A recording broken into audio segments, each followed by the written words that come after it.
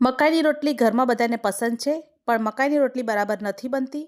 મકાઈની રોટલી બનાવતી વખતે તૂટી જાય છે. મકાઈની રોટલી સોફ્ટ નથી બનતી. તો આજના વિડીયોમાં આપણે બધી ટિપ્સ સાથે મકાઈની રોટલી બનાવીશું. સરસોદા શાકની રેસીપી આપણી ચેનલમાં ઓલરેડી છે, જેને તમે જોઈ શકશો. મકાઈની રોટલી બનાવવા માટે અહીં 1.5 કપ મકાઈનો લોટ, જેને મેં ચાળીને લીધો છે.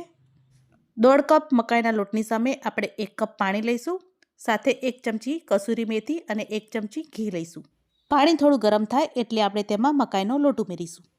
લોટ ઉમેરીને ગેસની સ્લો ફ્લેમ પર આપણે લોટને સરસ ભેગો કરી લઈશું અને એકદમ ઝડપથી તેને હલાવીને મિક્સ કરી લઈશું. હવે ગેસને બંધ કરીને ઢાંકીને આપણે 10 મિનિટ માટે સિજવા દઈશું. 10 મિનિટ પછી લોટ ઠંડો થાય એટલે આપણે કથરોટમાં કાઢી લઈશું અને આપણે સરસ લોટને કૂણવી લઈશું. એકદમ આપણે લોટ બાંધતા હોય એ રીતે જ આપણે લોટને કૂણવી લઈશું.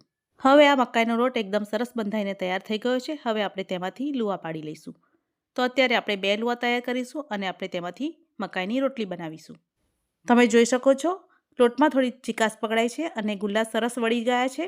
હવે આપણે તેને ઘઉંના લોટના અટાણામાં રગદોળી લઈશું અને આપણે રોટલી વણતા હોય એ રીતે જ આપણે પતલી એવી રોટલી વણીશું. અને હવે આપણે ગરમ તવા ઉપર તેને ઉલટપુલટ કરીને શેકીશું. અને આપણે હવે એક કપડાની મદદથી તેને દબાવીને ફૂલાવીશું. ગેસની મીડિયમ ફ્લેમ પર આપણે રોટલીને ફૂલાવીશું. હવે આપણે ડાયરેક્ટ ફ્લેમ પર, ગેસની હાઈ ફ્લેમ પર રોટલીને ફૂલાવીશું એટલે રોટલી કાચી ના રહે. એ જ રીતે આપણે બીજી રોટલી તૈયાર કરીશું.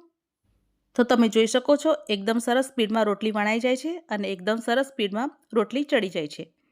રોટલી પતલી બની હોવાના કારણે રોટલી સરસ સ્પીડમાં ચડી જાય છે. અને લોટને આપણે ગરમ પાણીથી બાંધ્યો છે અને તેમાં ઘીનો ઉપયોગ કર્યો છે એટલે રોટલી એકદમ સરસ સોફ્ટ બનશે.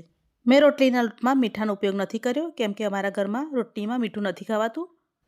તો તમે જોઈ શકો છો, એકદમ સરસ મુલાયમ, એકદમ સરસ સોફ્ટ રોટલી તૈયાર થઈ છે. તો વિડીયોમાં જણાવેલી રેસીપી પ્રમાણે તમે આ મકાઈની રોટલી બનાવશો તો તમારી રોટલી એકદમ સરસ સોફ્ટ અને નરમ તૈયાર થશે.